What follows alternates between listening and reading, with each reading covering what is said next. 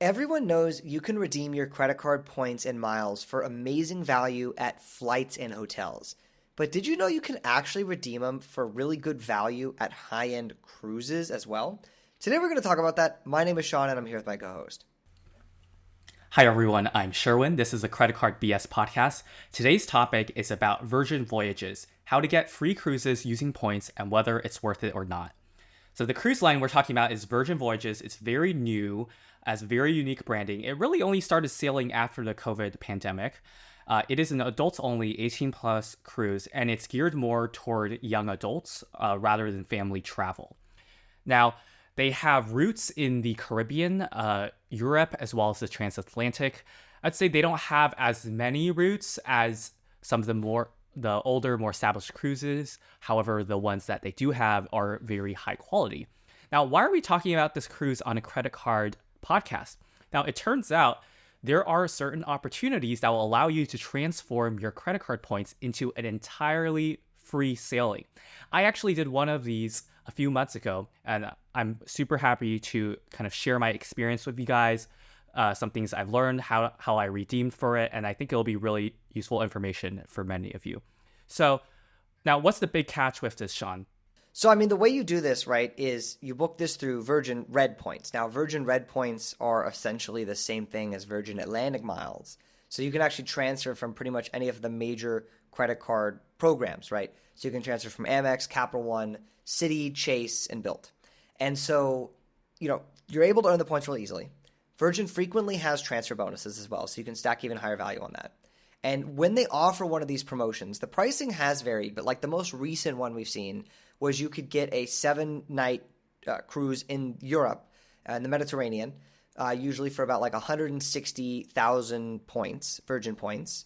And that included 2 guests in a central terrace or terrace room. So you're not booking some base loser interior room.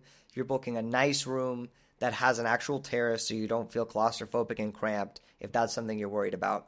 And what's really interesting about the way that the Virgin redemption works is a lot of times if you've seen quote unquote free cruises, maybe you've gotten a free cruise offer from your casino loyalty card, you've taken Caesar's Diamond, matched it for a free cruise.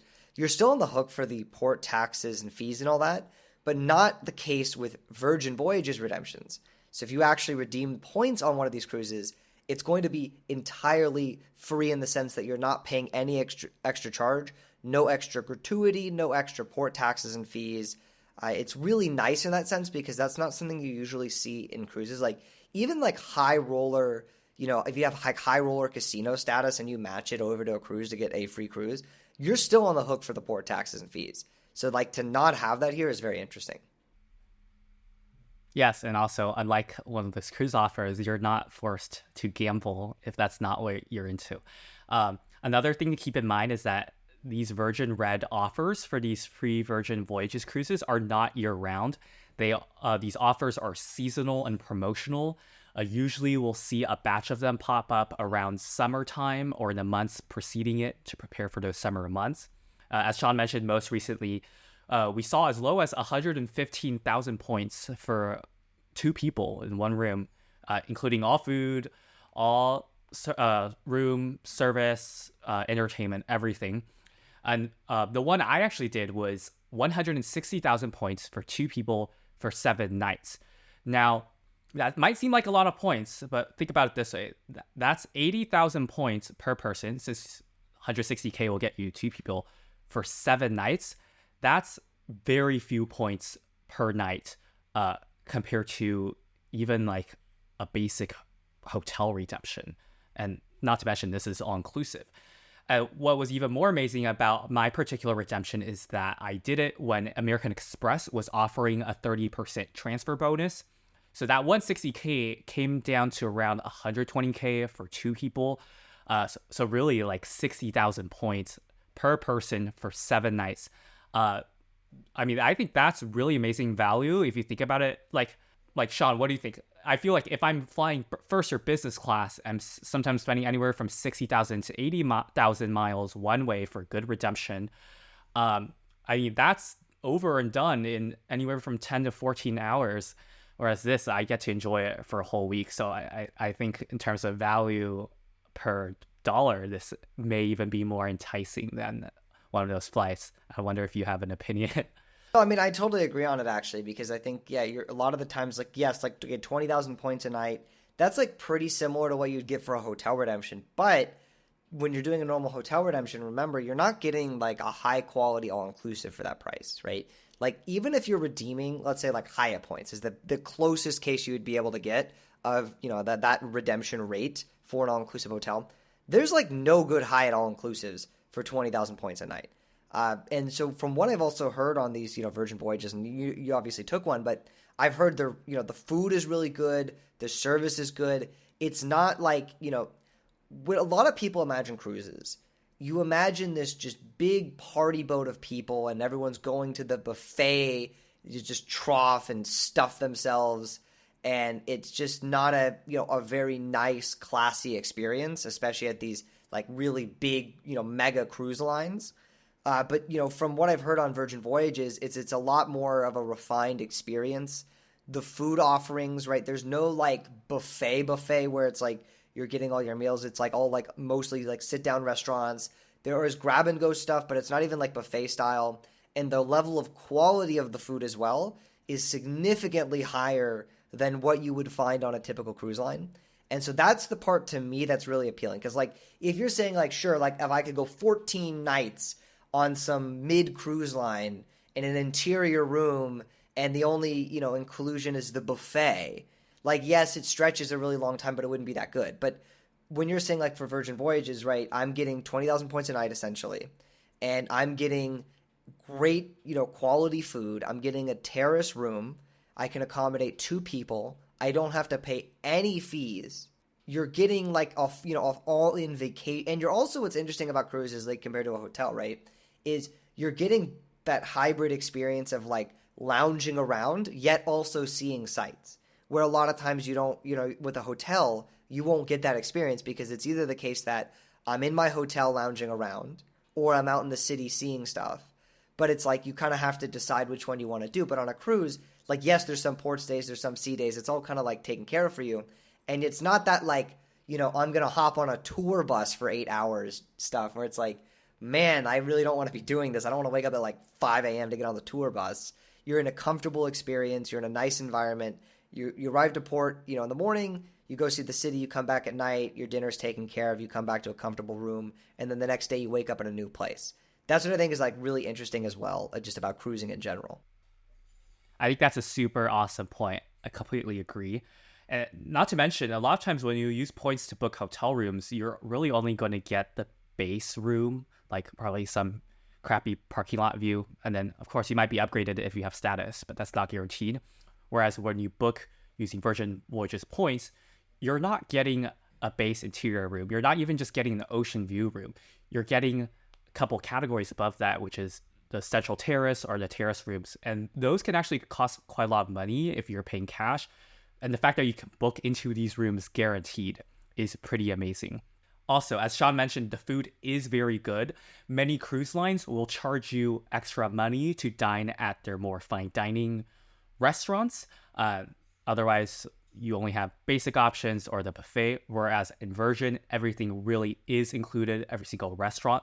There is a delicious Italian place that I really liked. They have Korean barbecue. There's a Mexican place. There's one that's sort of like fine dining. They serve you 6 courses with it's a little more exotic take on fine dining. There's one called Razzle Dazzle, which is like classic American fare, which I really enjoyed. And you can really order whatever you want, like appetizers, main courses, desserts. And then if you're still hungry, you go up to the galley, which is their take on a buffet, but it's not a buffet because each stand has a more premium selection of food that you directly order from. So it's not just like everyone grabbing stuff and putting it on their plates. I think it's a much more refined experience. Additionally, from my experience, I thought the service was really good. The entertainment was really, really excellent, in my opinion. I don't think it's going to conform to everyone's taste. It's a little more non-traditional. As I said, it's an 18 plus adults only cruise, and it's definitely not geared toward family travel. But in my view, all the performers on there were extremely talented and passionate.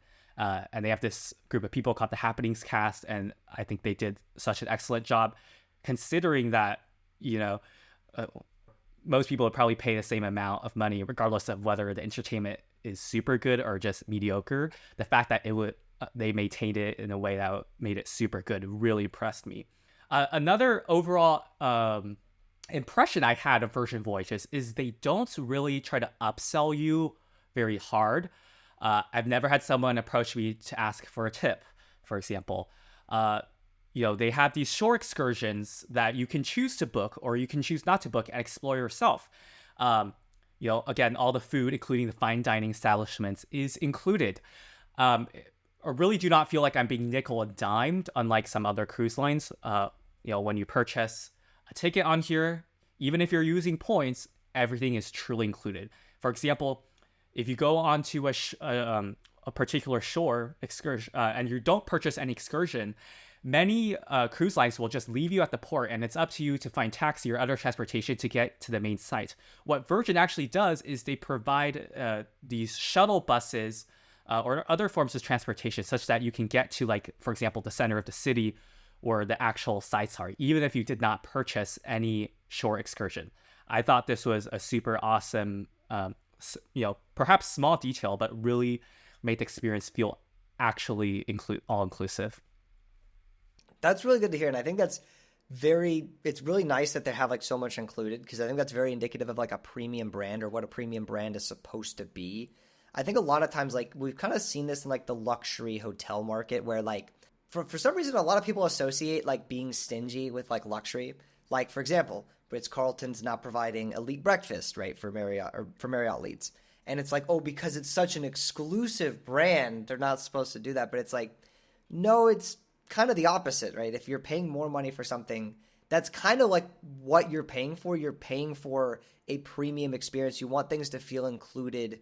That's part of it, right? So the fact that they're including all that really is good, because it means that, yes, you're paying on points. You're not, like, I understand you're not giving them like a direct cash revenue, but it makes the experience just feel nicer and more premium, where, especially on something like a cruise, where kind of the point of a cruise is to relax a lot, right? You don't want to worry about things. They're taking you to the ports. You want the food to be included. You don't want to start thinking about, oh my God, how much money, I want to go try this nice dinner. How much is this going to cost me? Oh, I got to tip this guy. I got to tip that guy, So having it all included, I feel like is just, if I'm correct, right, it really enhances your experience, because you just don't have to worry about any of that stuff.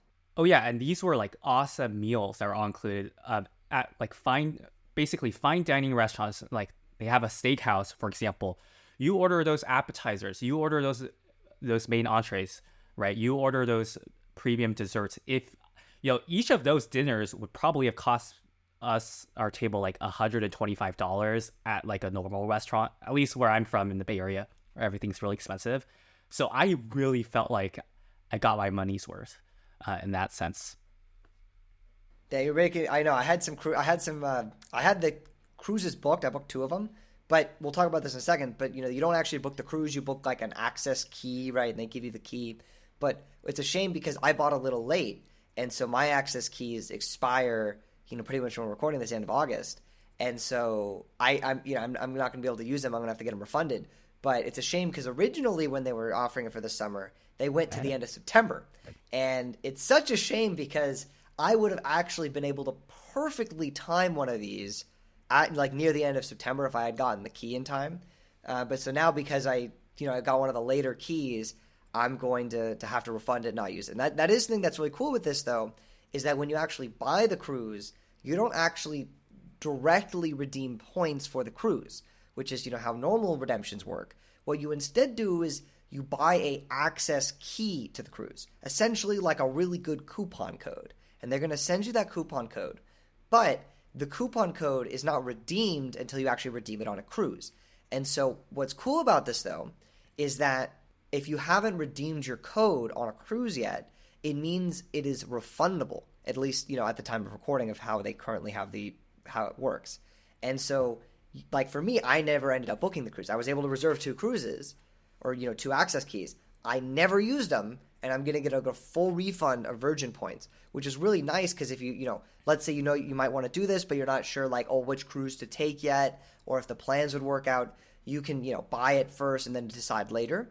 And that's a really, really cool feature. Now, once you actually do redeem the key, it becomes fully non-refundable the moment you redeem it, so that is something you have to consider. But up until that point, you do have a fully refundable key, which is, really cool, I feel like, because you're just able to make the redemption before making it. It's like, imagine if I was able to buy the right to buy an ANA first class seat or something like that without having to pick a specific date yet. Yes, and let me clarify a few things for people who are interested in this redemption. Okay, first of all, you get the access key on the Virgin Red website. However, most credit card points transfer to Virgin Atlantic. So if you have Amex, Citi, Chase, or Bilt points, those transfer to Virgin Atlantic miles, and then you can create a free Virgin Red account along with the Virgin Atlantic. You link them together, those points, miles become equivalent, right? Then you use the Virgin Red points to get the access key. Then you go to the Virgin Voyages website, which is distinct from the Virgin Red website, and you find the cruise that it qualifies for. You find any available terrace or central terrace room that is selling for a cash price. You go to checkout, you enter the access key, boom, the price becomes $0 since you just redeemed. Okay, and what's amazing about this is as long as you're selling any terrace or central terrace room for any amount of money, it's redeemable if you have that code, assuming it's a qualifying cruise. And it's not like, business class or first class on airlines where they only reserve a certain number of seats for people who use points and the rest are revenue only tickets. Not to my understanding for Virgin Voyages. If they're selling the room for any amount of money and you have a key that qualifies, you can use it. And then as Sean mentioned, if you haven't used a key, so once you use a key, that reservation is non-cancelable. But if you haven't used the key, you can contact Virgin Red for a refund, but know that you won't get your points back until the whole booking window is closed. So just keep that in mind.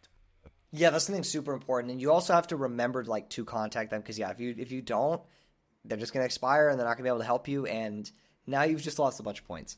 So remember to do that. But I think for a lot of people, this is a really, really good redemption. And, if when they open this up again, I'm definitely going to grab a key or two because just, it's such a unique, I think, experience to be able to do that.